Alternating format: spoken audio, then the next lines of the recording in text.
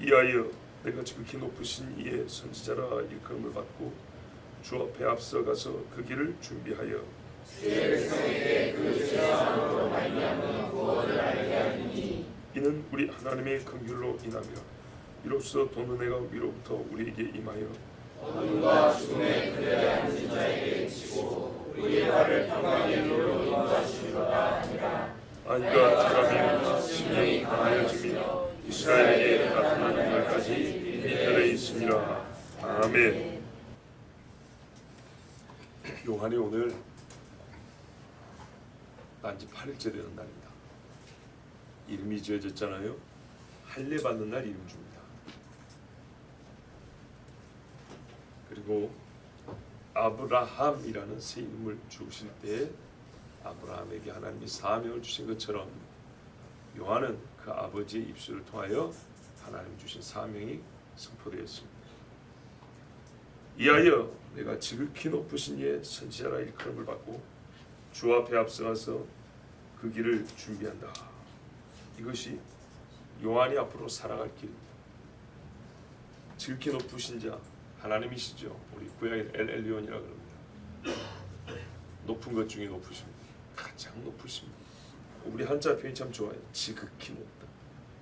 만물의 창조자여 만물 위에 계셔서 홀로 세세의 뭉토로 찬양을 받으시는 하나님. 이 하나님의 선지자라고 했어요. 예수님은 요한복음 선지자보다 낫다 그랬는데 그거는 예수 그리스도 모든 선지자가 가리켜 말한 예수 그리스도 메시아를 직접 보았고 직접 지시하여 사람들이 말해줬기 때문에 낫다 그랬어요. 그런데 그 역할과 기능을 보면 선지자의 역할입니다. 하나님의 감춰진 신비를 말해주는 자죠. 옛적에 선지자들에서 수교한 적이 있습니다.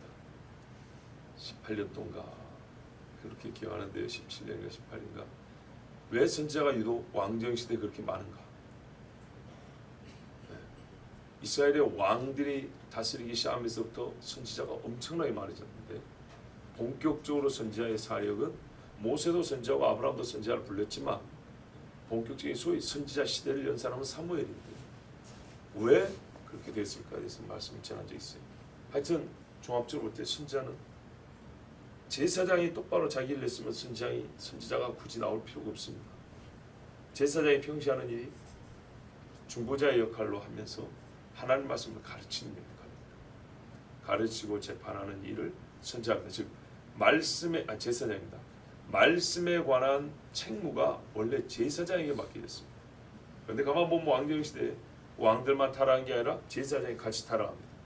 그래서 선지자가 감히 어디라고 왕을 정죄하고 선지자에게 하나님의 무서운 심판을 하고 예고하고 경고합니다. 그렇죠. 대개 선지자는 무명한 사람들입니다. 족보가 어디서 어떻게 된지도 제사장들이 보기에는 까마득한 사람들이죠. 왜? 우리는 아론의 혈통이래. 네가 어디서 왔냐 하면은 족보로 말할 거면 할 말이 별로 없는 사람들일 수도 있어요. 직업이 뭐냐? 뽕나무 치는 자고요. 어부고요. 예, 어디 감히 제사장 앞에. 그런데요. 제사장아 너희가 망할지어다. 이렇게 외친 자가 선지자입니다. 왜 그럴까요? 예, 선지자고 제사장이고 왕이고 죄인은 죄인이죠. 근데 본래 이 소리를 제사장이 해야 되는데 제사장이 그 기능을 상실하여 하나님께 상실한 마음대로 내버림을 당하니까 그러나 이 백성을 하나님이 그대로 둘 수 없어서 선지자가 일정 부분 제사장의 역할을 하는 겁니다. 자, 그러고 보면 제사장은 하나님의 약속을 다시 상기시키고 하나님의 백성에게 약속을 준수할 것을 촉구하고 준수한 것과 준수하지 않는 그 결말에 대하여 말해주는 자. 그러니까 하나님의 약속에 그 사이에 초점이 맞춰져 있습니다. 그래서 모든 선지자는 결국 메시아를 말하는 것입니다. 그런데 이 일을 하다 보니까 그들 혈통으로서 권위가 주어지지 않아서 제사장은 혈통의 권위만으로 됐어요. 엄밀히 말하면 성령 충만 안 해도 제사장은 에봇만 입어도 일할 수 있었다고. 이 일을 할 수 있었어요. 영광은 안 나타나도. 근데 선지자는요, 하나님이 이 일을 시킬 때 그에게 권능을 주시함을 했어요. 왜? 본래 가진 게 없는 사람들, 힘이 없는 사람들, 그리고 본질적으로 하나님의 일은 하나님의 권능으로 하는 것이니까요. 그래서 이 선지자들이 하나님의 강력한 성령의 임재가 주어졌고, 대개는 기록된 말씀을 보충하고 기록된 말씀을 풀어 이 백성들에게 깨우치게 하여 하나님이 더하여 예언의 능력도 주셨습니다. 이 예언은 한편 표적과 기사였습니다. 하나님이 현재 여기서 말씀대로 살아계시다는 것을 나타내는 증거가 필요했습니다. 왜? 선지자가 있다는 것은 그만큼 어둡다는 얘기이기 때문에 깨우기 위해서 하나님이 기적을 사용하셨습니다. 그리하여서 이 백성들로 하여금 하나님 만나기, 주님 만나기를 준비시킨 자가 선지자였습니다. 요한이 그 일을 한다는 겁니다. 구약의 선지자의 계보를 이어서. 자, 요한의 삶을 보면 그렇죠. 예레미야 같은 일도 하고, 이사야 같은 일도 하고, 다니엘 같은 일도 하고. 본문이 그리고 선지자의 정체와 삶에 대해서 설명을 해줍니다. 뭐라 합니까? 주 앞에 앞서가서 그 길을 준비한다 그랬어요. 선지자의 삶이 그겁니다. 하나님이 말씀하신 것이 이루어지기 전에 먼저 가서 백성들이 그 이루어지는 그날을 위하여 준비시키는 겁니다. 이스라엘이 포로에 끌려가기 전에 예레미야를 보내서 하나님 신명기 말씀대로 너희는 포로로 끌려간다. 그 전에 돌아와라 외치는 겁니다. 가나안도 마찬가지입니다. 가나안 땅에 너희 약속의 땅 하나님 준다 그랬지만요, 그 땅에 들어가기 전에 모세가 다시 한번 설교합니다. 너희가 이 땅에 들어가면 이러이러한 걸 얻을 것이다. 이미 약속한 거지만 다시 말해줍니다. 그런데 너희가 그때 하나님 버릴 것이다. 너희가 하나님 버리면 하나님이 그 땅에서 너희를 토해내게 한다. 그러면 어떻게 하라고요? 생명과 사망과 복과 화의 길이 내 앞에 놓였으니 너는 마음을 정하라. 이렇게 신명기에 말씀하고 있죠. 선지자로서 요한은 메시아의 길을 준비하였습니다. 이사야 40장 3절 4절에 골짜기마다 도두어지며 산마다 언덕마다 낮아질 것이다 그랬습니다. 이게 뭡니까? 메시아 예수께로 나오는 길을 평평하게 한다는 겁니다. 즉 여기서 말하는 것은 무슨 지리학적 개념을 말하는 게 아니고요, 장애물을 말하는 겁니다. 높고 낮고 길이 험합니다. 걸어오기가 어렵습니다. 이런 장애물들 어떻게 하는 거예요? 모든 땅이 산이 없어야 좋은 땅이고 골짜기 없어야 좋은 땅 아니죠. 산도 있어야 되고 물이 흐르는 골짜기도 있어야 되고 평지도 있어야 되죠. 근데 여기서 말하는 하나의 비유로서 메시아에게로 나오는 길이 막혀 있는 것, 그거를 허물고 메꾸어서 길을 평탄해서 누구든지 메시아에게로 오게 하겠다는 겁니다. 이건 비유로서 사람의 높아진 마음과 절망의 마음, 높은 마음은 깎고 낮아진 마음은 다시 힘을 갖고 용기 있게 하여서 주 예수께로 나올 수 있는 마음의 준비를 시키겠다는 겁니다. 그 수단이 뭐였습니까? 율법이었습니다. 놀랍게도 율법이었습니다. 선지자들도 그랬죠. 어떻게 하나님 앞에 다시 나오랬어요? 율법으로 그랬어요. 그래서 요한의 메시지 보면 굉장히 복음적이고 굉장히 율법적입니다. 옷 있는 사람 나눠 가지고, 그렇지요. 세금 받는 걸로 족한 줄 알아. 도둑질하지 마. 탐심을 내지 마. 이랬어요. 성실해야 될 사람이 거짓말하면 안 돼. 한편으로는 회개의 세례를 받으라 그랬어요. 세례 받으면 회개한 것처럼 쳐준다는 얘기가 아니고 회개한 자가 받을 수 있는 세례, 그거 받으라 그랬어요. 자, 이게 바로 요한의 사역이었습니다. 17, 17절 보세요. 주의 백성에게 그 죄의 사함으로 말미암는 구원을 알게 하리니. 야, 선지자로서 예수 그리스도의 길을 미리 준비하는데 사람들에게 결국에는 예수를 지시하여 보여줘야 되죠. 예수가 하실 일까지 알려주는 것. 이게 선지자로서 요한이 하는 일이에요. 일종의 선지자들도 그랬어요. 메시아가 와서 무엇을 하는지 다 가르쳐 줬어요. 그래서 예수님이 그랬잖아요. 선지자의 글에 나에 대한 증언이 가득 차 있다. 모세의 글로부터 시작돼 가득 차 있다. 그 핵심이 뭐냐 했더니 죄 사함으로 말미암는 구원이라고 그랬어요. 그런데 원문에 좀 보다 가깝게 번역을 하면 그들의 죄들을 용서함으로 구원의 지식을 줄 것을 알게 한다고 그랬어요. 구원의 지식. 너희가 용서를 받음과 함께 구원을 받는다. 이 지식. 이거는 새로운 지식인가요? 아니죠. 오랫동안 같은 원리로서 구원에 이르는 지식인데 완전함에 이르는 길을 알려준다는 겁니다. 옛적에는 부분과 모형으로 알았어요. 그렇죠? 결국 사람이 자기 공로로 구원을 못 받고 용서를 못 받고 짐승이 대신 죽어줬잖아요. 그래서 본질을 알았어요. 내 죄 사함, 내 구원, 나로부터 불가능하구나. 본질을 알았어요. 누가 대신해 줘야 되는데 지금 얘가 대신하는 거 이거는 부분적이고 모형이고 진짜가 와서 대신해 줘야 되구나.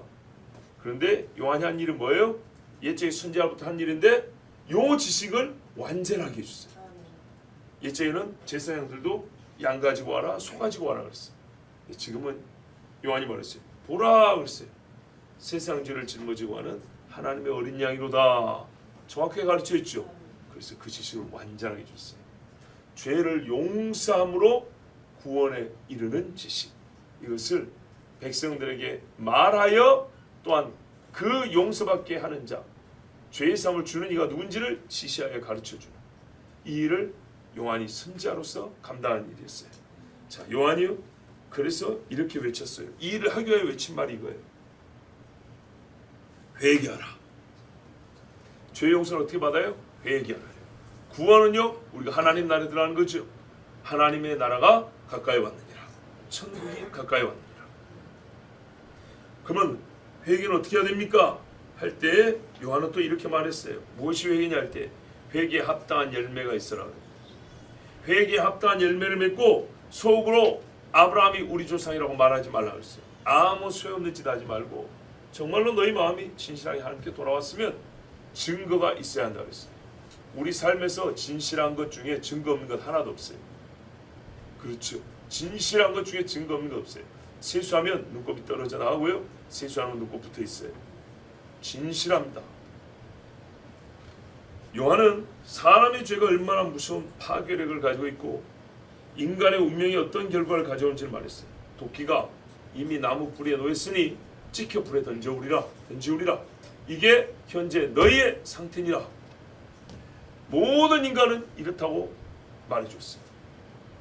여기서 벗어날 수 있는 길은 무엇이냐면 회개에 합당한 열매가 있는 회개. 회개에 합당한 열매가 없으면 회개라고 안 해줍니다. 하나님이 인정 안 합니다. 회개의 모양입니다. 그러므로 살고자 하는 자는 회개해야 합니다. 자, 회개의 근거는 뭐죠? 근거. 무슨 말이냐면요. 회개하면 죄 용서 받는다는 이 지식의 가장 뿌리되는 사실이 뭐냐? 하나님의 인자와 긍휼이죠. 회개는 누군가에게 용서를 구하는 거잖아요. 하나님께 구하잖아요. 구하면 용서가 된다는 거 아니에요. 그럼 하나님이 왜 구하면 용서해 줍니까? 하나님 스스로 인자와 긍휼이 많으신 분이라. 그 긍휼에 의해서 우리에게 가르쳐주고 명하신 분이 하나님이시기 때문입니다.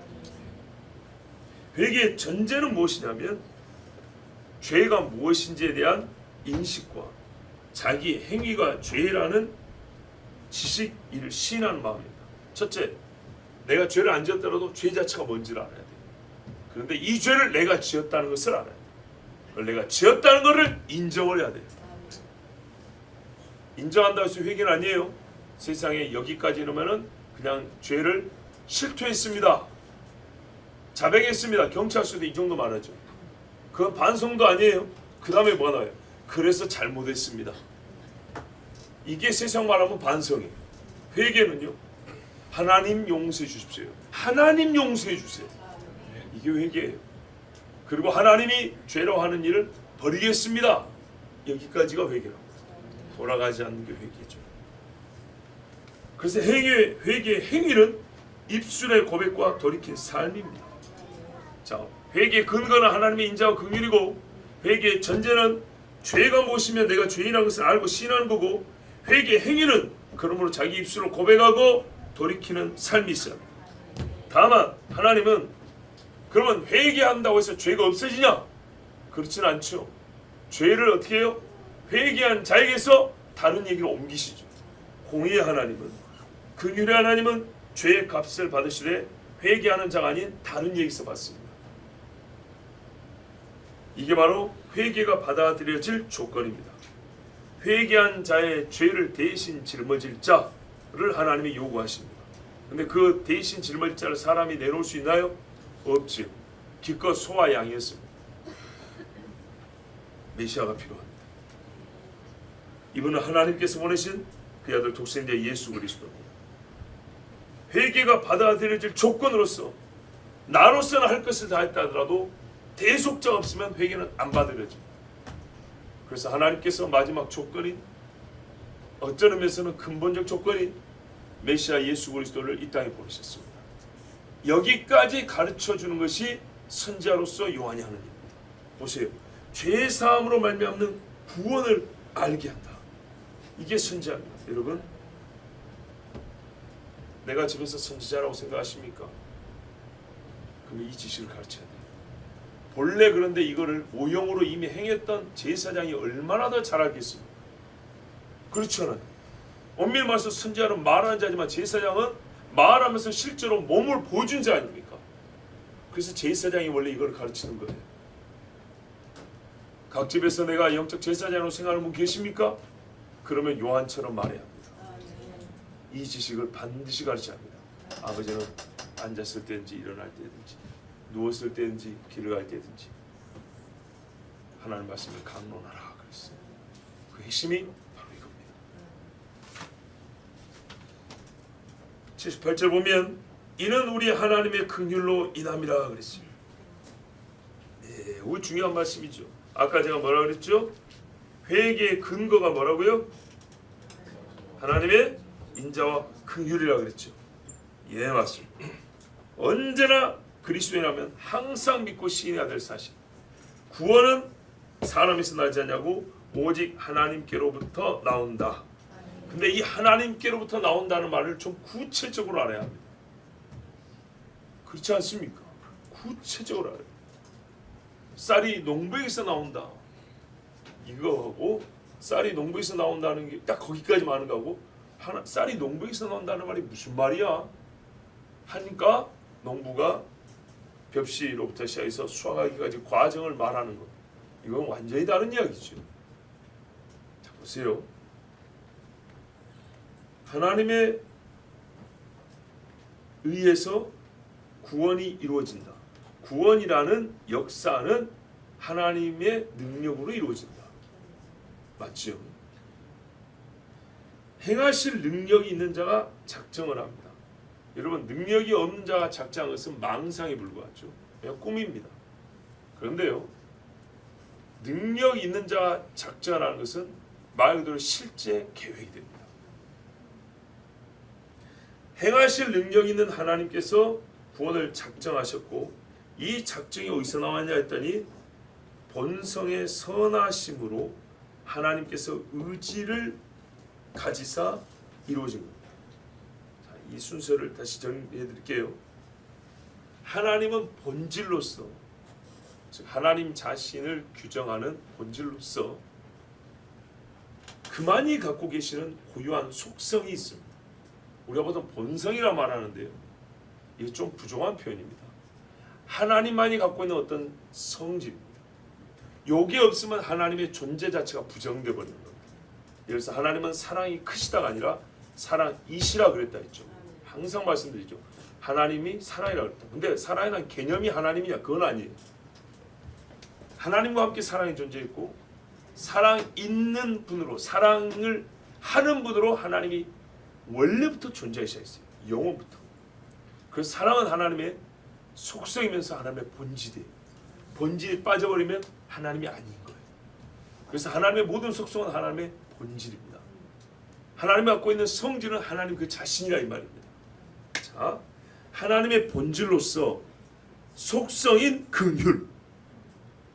이제 이해가 되시죠?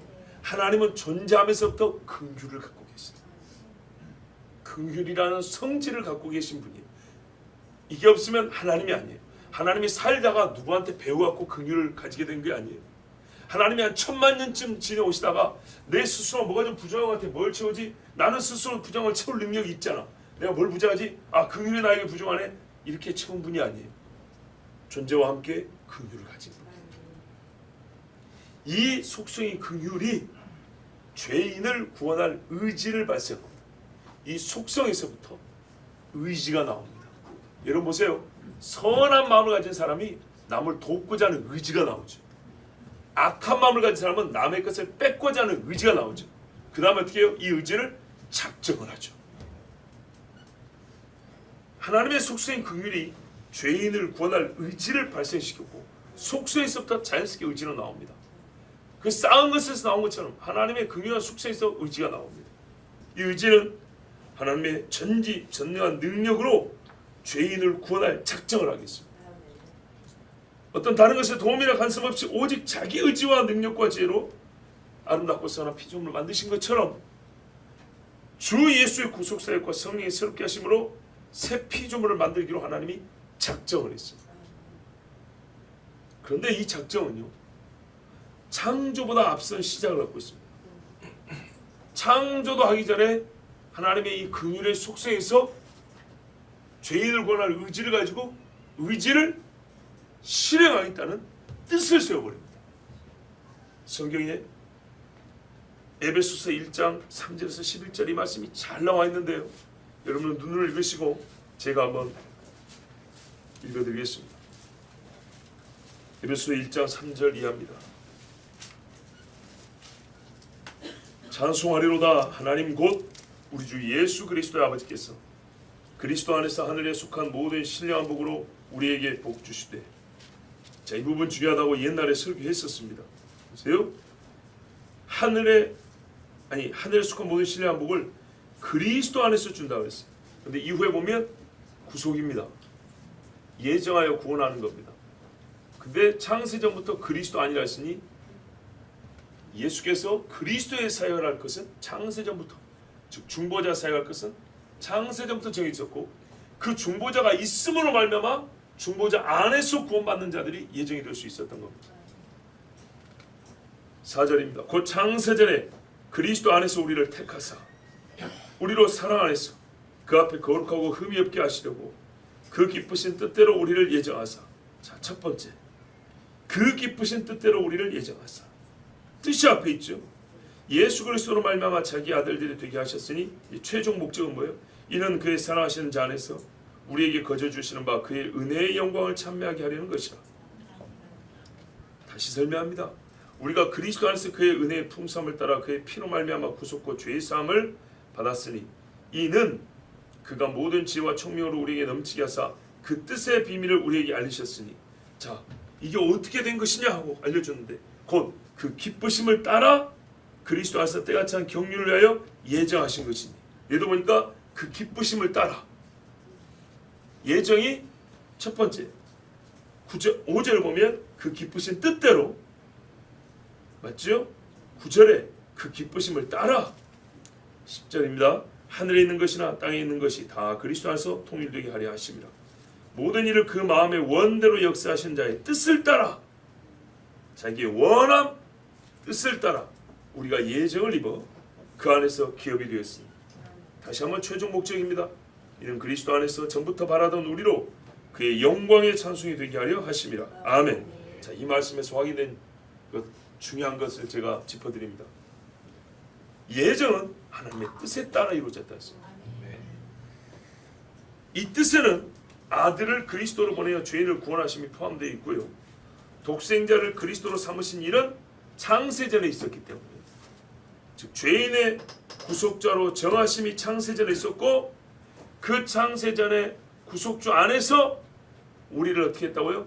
그가 있음으로 말미암아 구원을 받을 수 있기 때문에, 구원의 근거가 주어졌기, 구원의 근거가 있어야 우리가 구원을 받을 수 있기 때문에. 근데 구원의 근거를, 조건을 하나님이 창세전부터 만들어 놓고 준비해 두셨기 때문에 우리의 선택도 창세전에 있었다고, 논리적으로 그게 창세전부터 우리에게 선택되었다고 지금 말씀해 주고 있습니다. 자, 이 말씀으로부터 누가복음 78절 전반부, 죄사함으로 말미암는 구원을 얻게 하는 지식의 최종 근거가 뭐냐 했더니 하나님의 긍휼이라 그랬죠. 이 말씀의 이해를 우리가 더하게 됩니다. 무슨 말이냐면, 하나님께서는 죄인을 상시한 대로 내버려 두는 것이 공인데 그 중에 일부를 구원하기로 미리 정하셨어요. 근데 이 예정, 미리 정했기 때문에 미리 정했기 때문에 한자로 예정인데 이 예정은 선택에 따름입니다. 선택한 자를 정한 것. 선택에 따름인데 선택은 하나님의 작정을 실현한 겁니다. 내가 누군가를 구원해야겠다라고 작정한 것을 하나님이 실행할 때 실제로 너고 선택을 한 겁니다. 그런데 이 작정은 의지의 결과입니다. 좀 다시 위로 올라가는 겁니다. 그리고 이 의지는 하나님의 영원한 속성에 근거합니다. 다시 이제 위에서부터 예수님의 족보를 마태복음은 어떻게 해요? 위에서 아래로, 누가복음 아래서 위로죠. 자, 지금 제가 그렇게 말씀드린 거예요. 이제 위에서부터 내려볼게요. 하나님의 영원한 속성인 긍휼에 의하여 하나님은 어떻게 해요? 죄인을 구원할 의지를 가지십니다. 그 의지를 어떻게 해요? 갖고 계심으로 당연히 뜻을 정하게 되어 있습니다. 작정. 반드시 내가 타락한 인간들 중에 누구를 구하겠다. 작정. 이 작정을 행할 때 하나님 어떻게 해요? 작정을 실제로 현실화할 때 선택. 구원하겠다는 작정을 너를 구원하겠다는 거예요. 그리고 그것을 창세전에 미리 확정 지어놨다. 그래서 하나님의 영원한 속성에서 선한 의지에서 작정, 선택, 예정. 요거를 에베소에 말하면 그의 깊으신 뜻대로 그의 의지에 따라서 그의 의지에 의해서 우리가 예정을 입었다고 말씀하는 거예요. 고로 하나님의 긍휼하심, 다른 말로는 온유하신 자비로 말미암아 죄의 사함으로 말미암아 구원이 주어졌다는 것은 죄인이 구원받는 근원적인 이유이자 원인은 하나님의 속성이 있다는 것을 사가랴가 말해주는 겁니다. 사가랴가 이걸 어떻게 알았을까요? 이 죄인의 구속 역사를 시간 순서 볼 때 가장 앞선 시점입니다. 그리고 하나님의 제일 깊은 것입니다. 이걸 사가랴가 어떻게 깨달았을까요? 성령의 충만함이라고 분명히 했죠. 그래요. 성령의 충만함은요, 물론 조심해야 됩니다. 네, 교만해 줄 수 있게 되면 조심해야 되지만 학교에서 배울 수 없는 것을 가르쳐줘요. 하나님의 일을 하나님의 영에 누가 깨달을까? 누가 알리요? 78절 후반부입니다. 이로써 도는 해가 위로부터 우리에게 임하여 79절에 흑암에 있는 자들과 죽음의 그늘에 앉아있는 자들이 비추고 우리의 발걸음을 화평의 길, 평강의 길로 인도하시리로다. 아멘. 이 구원은 우리에게 새벽녘에 비치는 도는 해와 같습니다. 해가 어떻게 해요? 굴우엽죠. 쫙 펼쳐나가죠. 그래서 새벽 날개라는 표현을 쓰는 거예요. 그 형상이 독수리가 날개를 쫙 펴는 것 같았어요. 그 이미지를 그렇게 쓰는 거예요. 눈을 열어 보게 하는 빛. 내 죄의 추악함과 멸망에 빠진 나를 보게 하는 빛이 바로 이 구원의 얻는 지식이었어요. 그래서 하나님의 의를 깨닫게 하고 주의 영광을 아는 빛을 주었습니다. 그리스도 안에 나타난 하나님의 사랑을 알게 하는 빛입니다. 또 죄악 속에 사는 자들이 회개한 후에 걸어야 할 길, 순례의 길을 보여주는 빛입니다. 이건 회개하기 전까지는 가려져 보이지 않았던 거예요. 그리고 돌이켜보니 내가 어디에 속했었고 이 어둠이 누구로부터 왔는지를 깨닫게 해주는 빛이기도 합니다. 이 구원의 지식은요, 정말 사방팔방으로 비춰주는 빛입니다. 앞으로는 하나님의 길을 보여주고요, 뒤로는 내가 살아왔던 더러운 길의 실상을 보여줍니다. 가깝게는 내 발등 위에서 등이 되어서 한 걸음 한 걸음 이어주고요, 네, 넓게는요 저 멀리서 내 삶의 종착지가 어딘지를 가르쳐 보여주는 빛입니다. 뿐만 아니라 이 복음의 빛은 하나님과 화평을 누리게 한다 했습니다. 우리 발을 평강의 길로 인도한다 그랬죠. 어둠과 죽음의 그늘에 앉은 자에게, 그래서 이들에게 빛이 입혀서 어둠과 죽음에서 나오게 하고 이제는 평강의 길로 인도한다. 어디서 들은 말씀이 떠오른다. 로마서 5장 10절 11절을 보면 곧 우리가 원수되었을 때 그 아들의 죽으심으로 말미암아 하나님으로 더불어 화목되었은지 화목된 자로서는 더욱 그의 살으심을 인하여 구원을 얻을 것이니라. 이뿐 아니라 이제 우리로 화목을 얻게 하시는 우리 주 예수 그리스도로 말미암아 하나님 안에서 또한 즐거워하느니라. 아멘. 하나님으로 더불어 화목된 자들 평강의 길로 가겠죠. 왜요? 하나님과 원수되면서 사는 것이 아니라 하나님과 동행하면서 화평한 관계로 살아갑니다. 그래서 복음은 우리를 평강의 길로 인도하는 겁니다. 삶에 고난이 없다는 게 아니고 하나님과 원수된 두려움으로 사는 것이 아니라 하나님과 아버지와 양자된 관계를 가지고 사는 자로서 평강의 길을 간다는 얘기입니다. 신자는요 좁은 길을 걷되 두려움으로 걷지 않습니다. 성경에 뭐라 합니까? 평안의 복음에 예비한 것으로 신을 신고, 에베소서에 말하죠. 6장에 뭐라 그래요? 이 공중권세 잡은 자들과 싸워도 평안하다. 다니엘처럼 베드로처럼 평안하다. 왜냐하면 복음이 우리의 발을 평안의 길로 인도하겠다. 복음은 우리에게 평강을 주겠다. 하나님 나라의 의와 평강과 희락이라.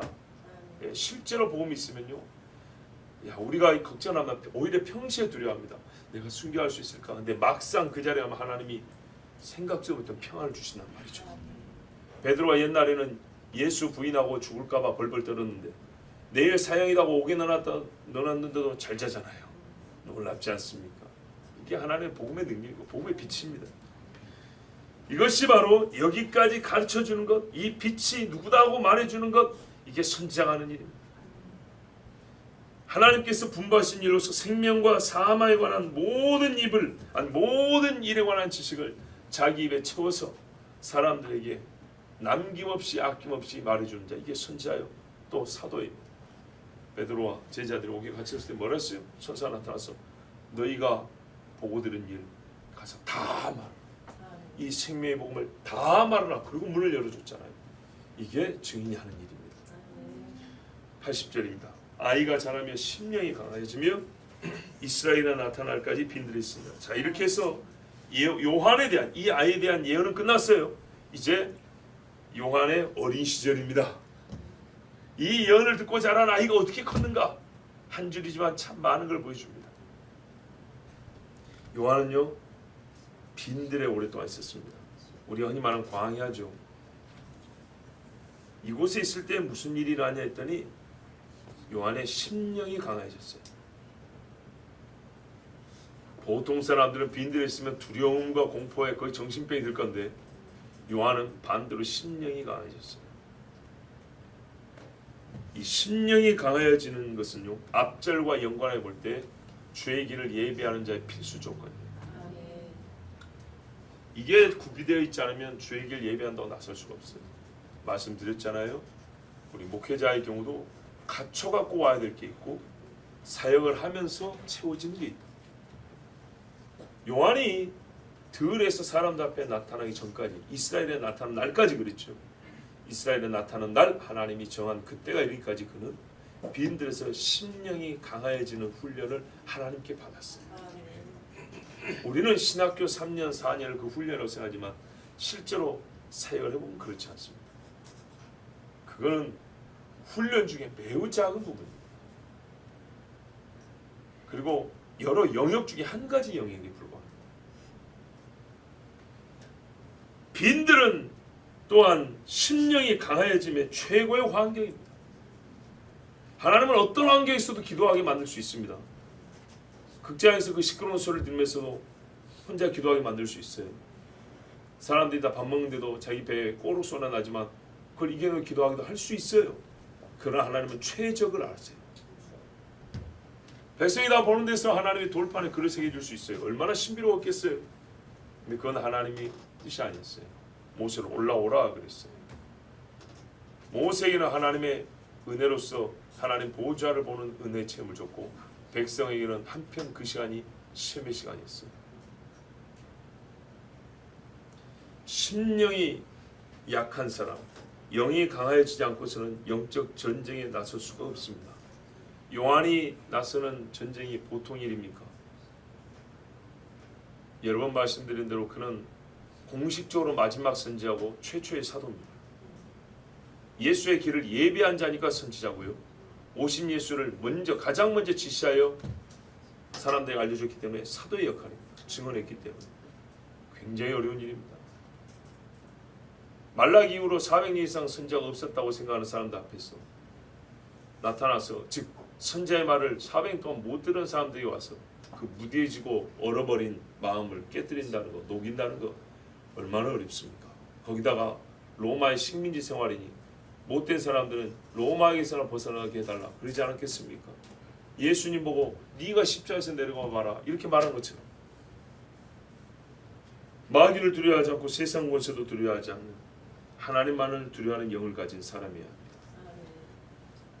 여러분, 영은요 그 자체로 판단과 결단하는 인간의 본질입니다. 인간도 이것이 있어야 인간입니다. 영입니다. 육이 영과 함께 있을 때 인간, 사람이라고. 그런데 소위 인격적 부분은요 이 고기 덩어리가 아니라 영적 영역에 속합니다. 그리고 이 영적 영역이 육과 함께 역사할 때 소위 뇌라는 기관을 사용합니다. 인간의 본질로서의 영은요 강해질 수 있고요 자랍니다. 그리고 이건 어떻게 자라면 영 안에서 자랍니다. 영은 영 안에서 자랍니다. 그래서 어떤 영이 안에 있어야 하냐? 성령 안에 있어요. 우리가 악한 영들에 속해 있으면요 내 영이 악한 영에 사로잡힌다 그러죠. 그럼 악한 것들이 계속 영에게 약해질 뿐만 아니라 악한 영이 되게 만들어 버립니다.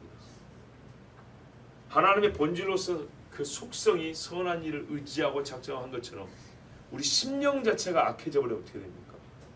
악한 의지에 악한 작정에 다 여기서부터 나옵니다. 그래서 영 안에서 강건해지면 어떤 일이 일어나냐? 영적 분별력, 선한 판단력, 강한 결단력을 겸비한 자로 성장할 수 있습니다. 요한은 그렇게 컸다는 얘기입니다. 고로 이성적으로 오르며 양심의 거리낌이 없는 삶을 살게 되는 것은 당연합니다. 영이 오라버리니까 도덕적 영역에서 오른 것은 너무나 당연한 얘기랍니다. 잠언 20장 27절에 사람의 영혼은 여호와의 등불이라 사람의 깊은 속을 살폈느니라. 올해 3월 11일 날 설교했던 말씀 바로 그대로입니다. 사람의 영혼은 여호와의 등불이에요. 그래서 영이 강해져야 합니다. 요한은 영이 강해졌음으로 말미암아 음욕, 탐욕, 시기와 같은 죄악된 이 성질, 인간의 나쁜 악한 본성으로부터 나오는 것, 이거를 제어하고 그것들이 자라지 못하게 하는 능력이 갖춰졌단 말입니다. 성경에도 뭐래요? 너희 속에 쓴뿌리가 자란다 그러잖아요. 이런 것도 자랍니다. 근데 요한은요 심령이 강해지면요 자라지 못하게 밟을 수 있습니다. 제어할 수 있습니다. 영이 강하다는 말은 성령이 충만히 임재하여 있는 사람이라는 뜻이고 성령이 함께하는 자는 심령이 강합니다. 그러므로 성령이 함께한 이 사람이 어떻게 영이 약해질 수 있겠습니까? 또 영이 강한 사람이 성령이 아니고 어떻게 그 영이 강해질 수 있겠습니까? 근데 이 일을 위하여 성령께서는 어느 곳에서도 알 수 있지만 가장 좋은 장소로 광야로 보냈습니다. 자, 반면에 요한은요 사람은 외모를 보거니와 그랬죠. 외모를 보기에는 아주 초라하고 볼 것이 없었습니다. 그의 아버지가 제사장이란 거 외에 보십시오. 빈들에 있었다 하잖아요. 광야에 거하면서 무슨 좋은 집이 있었겠습니까? 움막이나 짓고 살았으면 다행입니다. 늘 말하지만 낙타토록과 석청은 웰빙이 아니고 극한의 생활입니다. 최소한의 생존 조건을 갖췄다는 얘기입니다. 불편하고 사역을 위하여 취한 것들이지 편의를 위해서 낙타토록을 입고 석청, 이 돌의 벌집을 만들어서 하는 벌들의 꿀을 먹고 살았다. 그런 말이 아닙니다. 이게 잘 먹고 잘 살고 있다 한 게 아니란 말이에요. 예수님이 말했잖아요. 잘 먹고 잘 사는 사람들 뭐라고 비했어요? 긴 옷을 입은 사람들. 그 사람들은 저기 가면 있지 않냐 이렇게 말했잖아요. 그들과 요한은 환경, 생활 조건도 반대했다는 얘기. 근데 뭘 보러 나왔냐? 예수 믿었잖아요. 사람 보기에는 볼 건 하나도 없는데 뭘 보려고 광야로 왔냐? 갈대 구경이나 하러 갔으면 차라리 낫지. 근데 갈대 구경하는 것도 아니고 뭘 보러 갔냐? 요한? 볼 건 하나도 없지 않냐? 사람으로서 볼 것 같으면 저 긴 옷 입은 사람도 찾아가야지. 근데 너희가 왜 가냐 했더니 그게 말 때문에 간 거 아니냐? 그렇죠? 그래서 요한이 겉으로는 볼 게 없었다는 것을 지금 우리는 알 수가 있습니다. 요한은 제사장 교육을 받지 않았습니다. 아버지의 가르침을 받았지만 아버지같이 제사장으로 크지 않았습니다. 공식적인 제사장으로 크지 않았습니다. 예수님과 제자들처럼 학교에서 받은 교육과 배운 지식이 그를 예수님께로 인도하지 않았고 예수님의 선지자 되게 하지 않았습니다. 그렇다고 해서 그가 성경을 읽지 않았단 말 아닙니다. 묵상과 기도를 하지 않았다고 생각하면 안 됩니다. 성령의 임재는 우리가 항상 경험하지만 더욱 성경을 사모하게 합니다. 불받았던 사람이 그걸로 끝나면 사비로 빠질 가능성이 많지만 성경을 수십 번 수백 번 읽고 정말 하나님의 뜻을 알았습니다. 이 사람은 진짜입니다. 성령의 임재는 자신의 사명을 일찍부터 알고 있는 자가 게으르지 않냐고 하나님의 약속의 예언을 더욱 깊이 알려 하는 열망을 갖게 합니다. 가만히 있어서 때를 기다린 것이 아니라 때를 준비하게 만듭니다. 요한은 광야에서 놀았던 게 아닙니다. 그냥 소위 신비 체험이나 했던 게 아닙니다. 요한은 안식일에는 성전이나 회당을 찾았을 겁니다. 혹 홀로 안식일을 지키는 수도 있었을 것이지만 성전 제사장직을 내려놓았다는 것, 그걸 취하지 않았다는 것이 성전을 부정하거나 하나님의 절기를 폐하고 외면했다는 뜻은 아닙니다. 혹 요한에 대하여 너무 추상적인 생각을 할까 봐 제가 주의를 드리는 거예요. 요한이 예수님의 선지자죠. 그러면 예수님처럼 하는 겁니다. 사도들이 예수님의 제자죠. 예수님처럼 합니다. 예수님이 성전을 찾았습니다. 예수님이 절기를 지켰습니다. 율법을 폐하러 왔다 하지 않았습니다. 누구보다도 예수 닮은 사람인 요한이 성전을 외면하고 약속을 폐한 것처럼 절기를 상관없이 살았을까요? 그렇지 않다는 얘기입니다. 예수님과 사도들이 한 일을 무시하는 예수의 길을 준비하는 자가 있을 수 있습니까? 같이 해야 준비하는 자가 되죠. 홀로 있을 때 기도하고 열심히 성경을 묵상한다고 해서 교회의 예배를 무시하고 교회와 연결된 길을 스스로 막아도 된다고 생각하는 사람 없기를 바랍니다. 성도의 회중에서 경건을 확인할 수 없는 자들이 혼자서 하나님의 환상을 보고 음성을 듣고 큰 계시를 깨달았다고 말하는 자라면 오히려 그 사람을 꾸짖고 예수님과 사도들이 했던 것처럼 인도하십시오. 혼자 있을 때 은혜를 많이 받았다면 어찌해야 된다고요? 성도의 회중에서 입증이 되어야 된다 얘기입니다. 신앙은 주관성과 객관성이 균형을 맞춰야 된다고 공존해야 된다고 했어요. 자기 본인이 하나님 만난 체험이 있어야 돼요. 하나님 만난 체험을 모두가 다 인정할 수 있어야 돼요. 그런데 골방에서 열심히 기도한 것까지 뭘 하지 않는데 그걸로 끝. 이 사람들은 위험합니다. 공중 앞에서 죄를 시인하는 일도 있어야 되는 것처럼 자랑이 아니라 공중 앞에서 그의 기도말을 들어볼 수 있는 기회도 가져야 합니다. 개인 묵상으로 은혜 받았다고 끝나는 게 아니라 성도의 회중 앞에서 그가 하나님의 말씀을 어떻게 받았고 이해를 했는지를 우리가 확인하는 작업도 필요한 겁니다.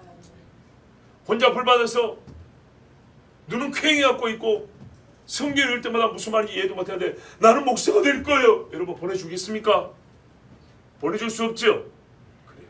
성도의 회중 가운데서 경건이 입증된 자, 그들을 교회의 일꾼으로 세우라는 것처럼 그들이 진짜 예배자인 것입니다. 그가 이스라엘 앞에 나타난 날까지 광야에서 지내더라. 요한이 스스로 개인 영성 훈련 코스로 광야를 선택한 것이 아닙니다. 하나님께서 그를 광야로 보냈습니다. 예수님도 광야로 보냈죠. 이스라엘도 광야로 보냈고 광야의 훈련 후에 예수님이 이스라엘 앞에 자기를 나타내 보이셨습니다. 똑같이 요한도 하나님께서 정하신 나타나는 때가 있었고 그때까지 광야에 있었습니다. 여기서 우리가 할 수 있는 게 뭐죠? 나타나는 때까지 빈들이 있었기 때문에 나타난 장소는 빈들이 아니었습니다. 예, 잘 보세요. 아까는 광야를 하더니 성경을 여기서 꼼꼼히 봐야 돼요. 요한이 사역한 곳은 광야가 아닙니다. 광야에 속하는 지역이거나 광야의 근처에 있거나 또는 광야를 가는 길에 있을 수 있습니다. 그가 사역하고 예수님이 사역하고 주무시는 곳이 따로 있었고 기도하는 곳이 따로 있는 것처럼 요한의 사역이 끝나고 요한이 광야로 들어가 잤을 수는 있습니다. 그래서 니고데모가 예수님 머문 곳에 찾아오고 요한의 제자였던 자들이 예수님 머문 곳에 둘이 찾아간 것처럼 사람들이 요한 찾는다고 광야로 갔을 수는 있는 겁니다. 그래서 뭘 보러 광야로 왔냐? 요한의 주 사역지는 광야가 아니고 요단강가에 있습니다. 하나님께서 이스라엘에 나타나라 하셔서 광야로부터 다가오는 소리로 요한은 사람들이 거주하는 지역에 이르렀습니다. 그는요 사람들이 많이 왕래하는 요단 강가로 왔습니다. 거기서 세례를 주었습니다. 누가복음 3장 2절 3절에 안나스와 가야바가 대제사장으로 있을 때 하나님의 말씀이 빈들에서 사가랴의 아들 요한에게 임한지라. 보세요. 10년이 강해지고 준비될 때 하나님의 말씀이 여기서 주어졌어요. 그리고 주어진 다음에 이제 나가는 겁니다. 요한이 요단강 북은 각처에 와서 죄의 사함을 받게 하는 회개의 세례를 전파하니. 자, 사가랴 아버지 예언대로 하고 있죠. 근데 이게 중요합니다. 요단강 북은 각처에 와서 자기가 왔다는 얘기입니다. 그럼 무슨 말이에요? 요단강 줄라 긴데 여기도 갔다가 저기도 갔다 했다는 얘기입니다. 한 곳에만 있었던 게 아니고 여러 곳을 옮겨다니면서 세례를 주면서 설교했다는 얘기입니다. 그럼 무슨 말이죠? 강이 이렇게 있으면 강변을 따라다니기만 한 게 아니라 오늘 A라는 지점에 갔다가 잠자러 광야로 들어가고 광야에서 다시 B라는 지점에 가서 2박 3일 사역하고 다시 광야로 들어가고 이렇게 들락날락 이렇게 했다는 얘기입니다. 이해가 되십니까?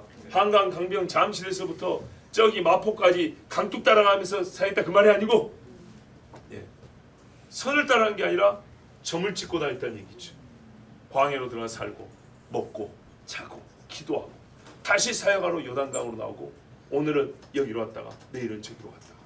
자, 만사에 하나님의 정한 때가 있다는 것은 언제나 맞습니다. 다윗은 기름 부음을 받고도 10년의 도피 생활을 해야 했습니다. 그러나 그때가 얼마나 중요했냐. 다윗의 영은요 금광석, 금이 있는 돌에서 정련된 금으로 바뀌었습니다.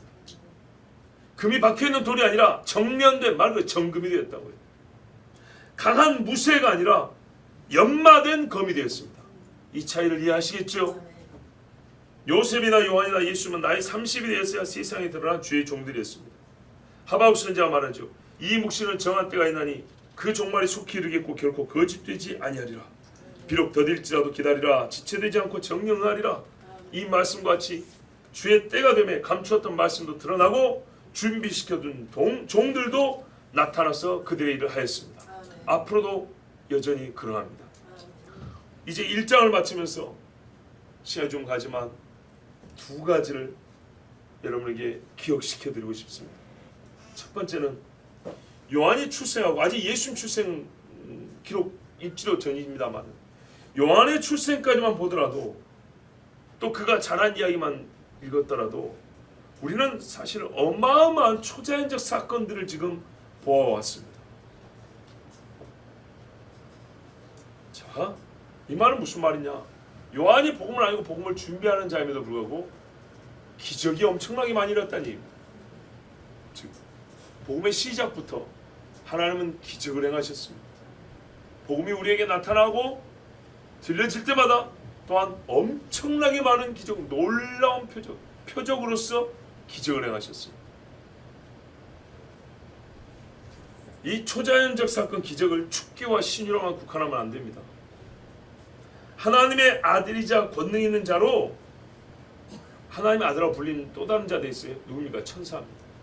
천사가 나타났습니다. 그것도 성소에서 나타났습니다. 직접 하나님의 메시지를 전했습니다. 그리고 유례없이 제사장이 하나님께 나아가 향을 피워드리다가 벙어리가 돼서 나왔습니다. 그리고 애가 태어날 수 없는 집에 아이가 생겼습니다. 그리고 이 아이에 대하여 노래하고 예언하고 이름을 지어줄 때 입이 다시 열렸습니다. 뱃속에 있는 애가 주의 모친이 왔다고 방방 뛰었습니다. 그리고 예언하고 노래한 사람이 사가랴뿐만 아니라 엘리사벳, 마리아까지. 자, 여러분, 1년의 사건을 보세요. 불과 몇 달 사이입니다. 엄청난 기적이죠. 만일 우리 중에 1년 동안에 이런 일이 있다면 여러분 놀랍지 않겠습니까? 잊을 수 없는 한 해가 되겠죠. 그래요. 복음이 나타날 때는요, 항상 초자연적 사건이 동반됩니다. 즉 기적이 있어야만 하는 건 아니지만 복음은 기적과 함께 나타나고 들려집니다. 메시아의 탄생, 약속한 구주의 오신, 여러분 인간이 이 땅에 존재한 이래 이보다 큰 초자연적 사건은 없습니다.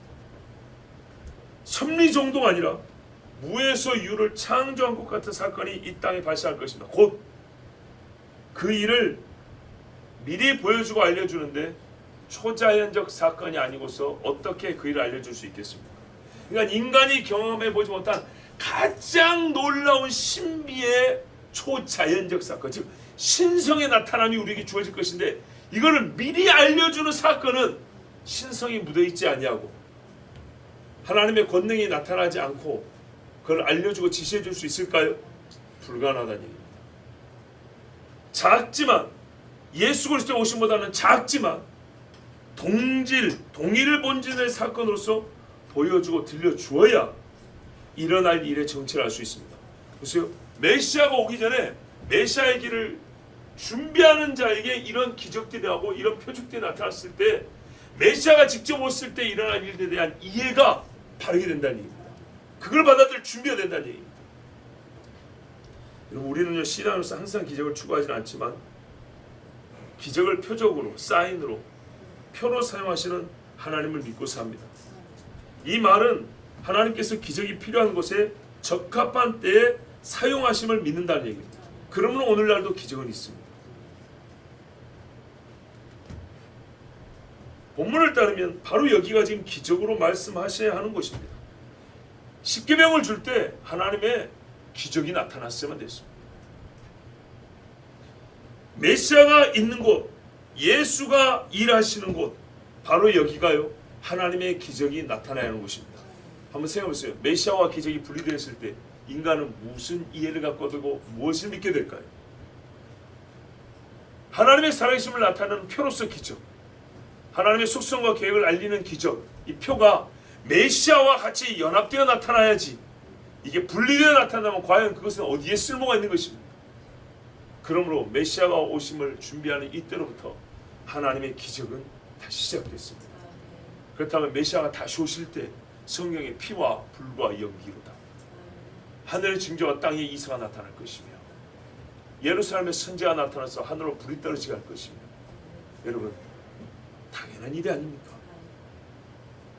둘째, 누가의 말 맞다나 이 일은 뭐라 그랬어요? 세상의 한 구석에서 일어난 일이 아닙니다. 맞지요? 누가 무시할 때 그랬잖아요. 데오빌로 가까이 하면서 지금부터 자기가 쓰는 일은요 한 귀퉁이에서 일어난 일이 아니에요.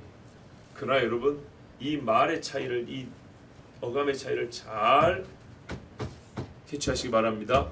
자 보세요. 세상의 한 구석에서 일어난 일은 아니지만 한 지역에서 일어난 일은 맞습니다. 예배와 약속들이 유대인들에게 주어졌고 우리 구주 예수님은 유대인으로 유대인의 한 마을에서 태어났습니다. 세례 요한도 유대인의 한 마을에서 태어났습니다. 하나님의 구속은 초자연적인 역사입니다. 구속, 구원하시는 것은 정말 초자연적인 역사이지만 구속을 이루어가는 섭리는 항상 초자연적이지 않고 어떤 것은 인간이 보기에도 제한적인 범위와 능력 안에서 매우 소극적으로 성취하는 것처럼 보입니다. 보세요. 30년 동안 애가 기다린 것을 옆에서 보면서 기다려야 되는 거예요. 이게 하나님의 구속의 섭리예요. 그가 자기 피로 죄인의 죄를 사한다는 초자연적인 역사는 우리에게 기적으로, 정말 기적 중의 기적으로 주어지는데, 결정적 사건은 그렇게 주어지는데 태어남과 죽으심과 부활은 그 자체로가 다 기적인데 태어난 이가 죽으실 때까지 자라는 30년은 우리에게 유명하지도 않고 미약하게 보이고 매우 소극적인 하나님의 활동으로 보이는 섭니다. 우리가 보세요. 세상에 나타날 때도 어떤 하나님 한 사람의 종이 세상 가운데 빛들로 나타날 때에도 하나님께서 그를 정하고 세운 것은 결과를 보면 와 기적이다 하지만은 그 기적이 눈앞에 보이기 전까지 섭리를 보면 양을 쳤다가 도망을 당겼다가 결혼을 했다가 부인을 뺏겼다가 배신을 당했다가 그렇죠. 하나님이 이거를 쓰겠다는 건지 안 쓰겠다는 건지 하나님의 섭리, 하나님의 도우심이 이렇게 소극적이 이렇게 약할 수 있을까? 그렇게도 보인다 이 말입니다. 그렇지만 여러분 이것이 하나님의 지혜라는 것을 잊지 마세요. 아브라함을 부르심이 실패하지 않아서 야곱을 이스라엘이 되게 하셨고 시간이 오래 걸렸고 야곱이 그 고생을 굳이 했었어야 합니까? 했었어야 합니다. 그렇게 많이 기다려야 됐습니까? 굳이 애국에서 400년 종살을 했었어야 됩니까? 하나님의 섭리는 그걸 했었어야 한다고 말하고 있습니다. 야곱을 사랑하심이 끊어지지 않아 다윗을 택하셨고 다윗의 집이 무너져야 되는데 하나님이 무너지지 않게 지탱하여 주셔서 예수 그리스도께서 다윗의 동네에서 나셨습니다. 그렇다면 다윗의 동네가 작아서 그 동네가 작아서 산 위의 여러 동네를 비추지 못하겠습니까? 능히 비추어도 남습니다. 아브라함 한 사람이 열방에 복이 되었다면 베들레헴 작은 동네는 산 위에 있는 모든 동네를 비추어도 남는 빛이 될 수 있습니다. 이미 이 빛은요 골짜기 있는 마을도 광야의 한 채밖에 없는 오두막도 성벽으로 가려진 대도시의 탑과 골목까지 다 비추었습니다. 오늘 우리에게 이 빛이 비추어 있지 않습니까? 이미 세례 요한이 광야에서 외친 소리가 유대 땅을 뒤흔들었으므로 우리가 2000년 전에 있었던 일로 증명을 받았듯이 주 예수의 복음은 유대로부터 땅끝까지 반드시 증거된다는 것도 오늘 말씀을 통해서 우리가 믿을 수 있습니다. 여러분 누가복음 1장을 마칩니다. 주 예수께서 오실 길을 준비하는 자가 태어나는 이 한 가지 사건도 하나님께서 이렇게 치밀하게 우리에게 구체적으로 깊고 오묘하게 가르쳐 주셨습니다. 이제 예수께서 오신 소식을 직접 들을 준비를 하십시오. 광야에서 빈들어가며 심령이 더 강하여짐으로 주님 만날 준비하시기 바랍니다. 기도하겠습니다.